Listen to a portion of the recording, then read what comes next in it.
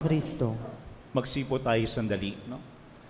Mga kapatid, meron akong isang katanungan sa inyo na maaari ninyong sagutin ng tahimik lamang. Meron bang panahon sa inyong buhay na inyong pinagdudahan ang kabutihan ng Panginoon? Yung naisip ninyo, talaga bang mabuti ang Diyos? Talaga bang mahal ako ng Diyos? Talaga bang maayos ang intensyon ng Panginoon sa akin? Merong bang panahon na inyong pinagdudahan ang kabutihan ng Panginoon? Kailan at bakit? Siguro kung yung maalaala nung dumalaw ang ating Santo Papa noong 2015, merong isang bata, 12 taong gulang na babae sa UST. At siya ay nabigyan ng pagkakataon na magtanong sa ating Santo Papa. Ano ang kanyang katanungan? Ang sabi ng bata ay, bakit pinahintulutan ng Panginoon na mangyari ito sa amin? Bakit pinahintulutan ng Panginoon na mangyari ito sa amin? Nung ito ay narinig ni Pope Francis, niyakap niya yung bata na umiiyak. Sa simula ay wala siyang maisagot. Pero ano ang sabi ng ating Santo Papa sa katanungan ng bata?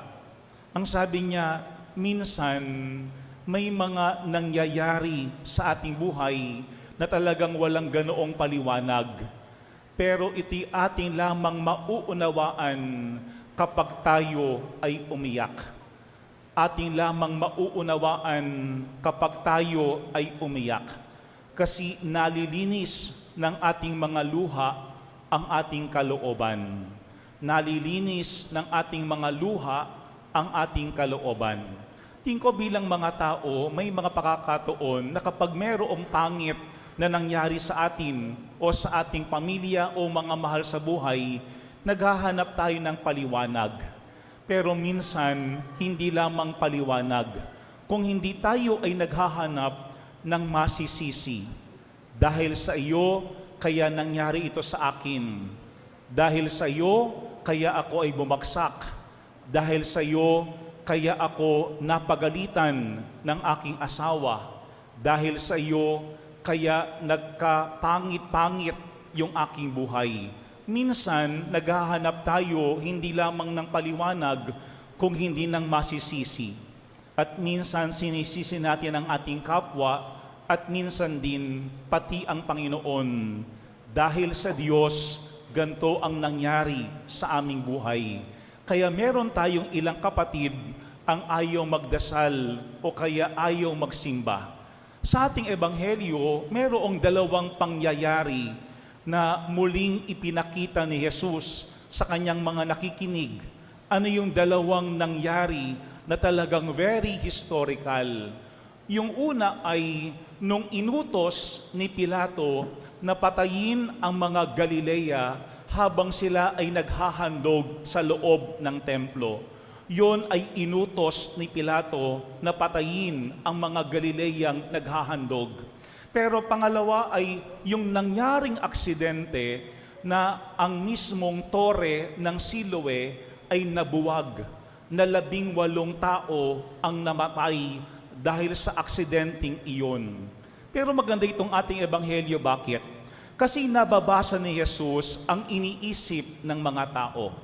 Sapagkat ang iniisip ng mga tao, kaya pinapatay ni Pilato ang mga Galileang yun kasi sila ay masamang tao. Kaya bumagsak ang tore ng Siloe at namatay ang 18 tao kasi sila ay masamang tao. Pero sa ating ebanghelyo, ano ang sinabi ni Jesus? Hindi. No? Ang sabi niya, hindi. Diretsahan, napakalinaw, hindi. Bakit? Sapagkat may mga pagkakataon, iniisip natin, kapag mayroong aksidente, kapag mayroong trahedya, ito agad-agad kaparusahan ng Panginoon. Ito'y agad-agad kagagawan ng Diyos. Kaya ang isang tao namatay, kaya ang isang tao ay nagkasakit, kaya ang isang tao ay napahamak, kaya ang isang tao ay hindi nagtagumpay sa kanilang buhay dahil sa kaparusahan ng Panginoon. Pero anong sinasabi ng ating ebanghelyo? Ang lahat ng yaan talagang nangyayari sa ating buhay at kanino man, na minsan ito ay wala talagang paliwanag. Bahagi yan ng ating buhay bilang tao. Kaya nga ano ang sinasabi doon? Na yung ating buhay ay very fragile. Yung ating buhay ay marupok. Ito'y wala talagang kasiguraduhan. No? Kaya nga sa ating ikalawang pagbasa, binigyan doon ni San Pablo na wala sino man sa atin ang makapagsasabi na tayo ay nakatitiyak. No? Walang katiyakan talaga sa buhay ng tao. Pero sa ating ebanghelyo, imbis na depensahan ni Jesus ang Panginoon sa lahat ng mga nangyaring ito, ano ang sinasabi ng ating ebanghelyo? Kinuha yun ni Jesus para maging hamon sa lahat sa atin. Kasi ang sabi ni Jesus sa ating ebanghelyo, ngunit sinasabi ko sa inyo, kapag hindi ninyo pinagsisihan at tinalikdan ang inyong mga kasalanan, mapapahamak din kayong lahat. Kapag tayo daw ay hindi nagbago, tayo din ay pwedeng mapahamak. Siguro magandang paalaala yan sa atin. Kasi imbis na tanungin natin bakit nangyari ang isang bagay, magandang ating tanungin ano ang ating pwedeng mapulot na aral. Ano ang dapat kong baguhin? Hindi bakit nangyari ito sa akin dahil siguro sa aking pamilya, dahil siguro sa aking kapwa, dahil siguro sa Panginoon. Pero ano ang sinasabi ng ating ebanghelyo? Tignan natin yung ating mga sarili. Kasi baka naman sa isang banda, tayo talaga ang may kagagawan kung bakit nangyayari ito sa ating buhay. Baka may mga pakakataon, kain ka ng kain ng matamis, kaya tumataas ang iyong sugar. Kaya may mga pakakataon, lagi mong inaaway ang iyong kapwa, kaya ayaw kanyang kausapin. Lagi ka nanloloko sa iyong asawa, kaya ayaw kanyang paniwalaan. Kaya hindi ka nakatagumpay sa iyong buhay. Bakit? Kasi hindi mo ibinibigay ang lahat-lahat sa iyong mga ginagawa. Kaya nga ito yung hamon ng ating ebanghelyo. Imbis na maghanap ng masisisi, ating tignan at pagnilayan ano ba yung ating pwedeng matutunang aral sa lahat ng mga nangyayari sa ating buhay.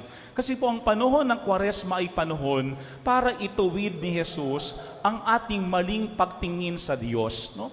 Kasi nga kanina sa ating salmo, ano ang sinasabi natin doon? That the Lord is kind and merciful.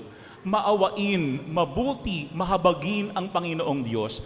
Hindi niya ikinatutuwa kapag tayo ay napapahamak.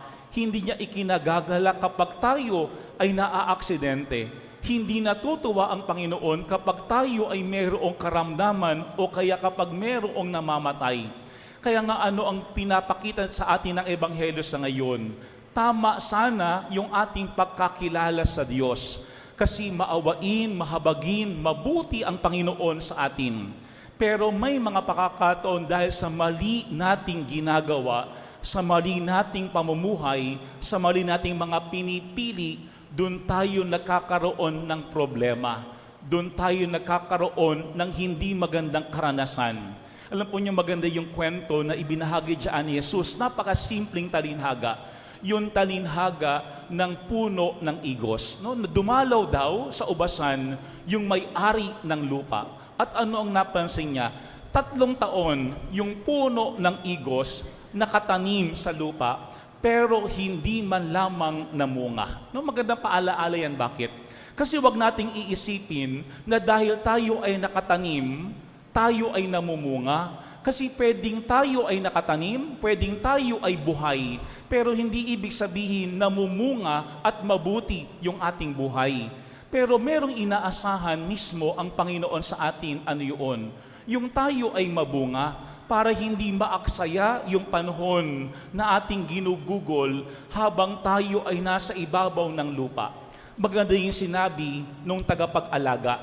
Ang sabi niya ay, huwag po muna nating putulin sa taong ito. Yung pong salitang yun, huwag po muna nating putulin sa taong ito. Parang sinasabi nung tagapag-alaga, pagbigyan po natin, obserbahan po natin, tignan natin sa loob ng 1 taon. Pero ano ang sabi nung tagapag-alaga? Huhukayan ko ang palibot, lalagyan ko ng pataba. Kung mamunga po ito sa darating na taon, mabuti. Ngunit kung hindi, putulin na natin. Ibig sabihin, gagawa siya ng paraan para lamang matulungan na mamunga yung puno ng igos. Kung magandang paalaala yan sa atin, maraming pagkakataon, gumagawa ng paraan ng Diyos para lamang tayo gisingin, para lamang ituwid yung ating maling pag-iisip, para lamang baguhin natin yung ating hindi maayos na pamumuhay. Pero ano ang sinasabi ng ating ebanghelyo? Yung pagkakataon na ibinibigay sa atin ng Panginoon muna, sana wag nating sayangin, wag nating abusuhin. Gamitin natin yun para tayo ay makapamunga ng tama at mabuti sa ubasan ng Panginoong Diyos. Baka rin sa isang banda, inaasahan mong magbago ang iyong asawa, ang iyong anak, ang iyong kapwa. Pero ang tanong, gumagawa ka rin ba ng paraan para matulungan ang taong ito na magbago at maging mabunga ang kanyang buhay? Mga kapatid, maraming nangyayari sa atin na ating hindi dapat isisi sa iba o kaya sa Panginoon. Tignan natin hindi bakit nangyari ang isang bagay, kung hindi ano ang ating pwedeng matutunan at ano ang dapat nating baguhin mismo sa ating mga sarili. Ilan sa mga mali nating nagawa ang nagpahamak sa atin.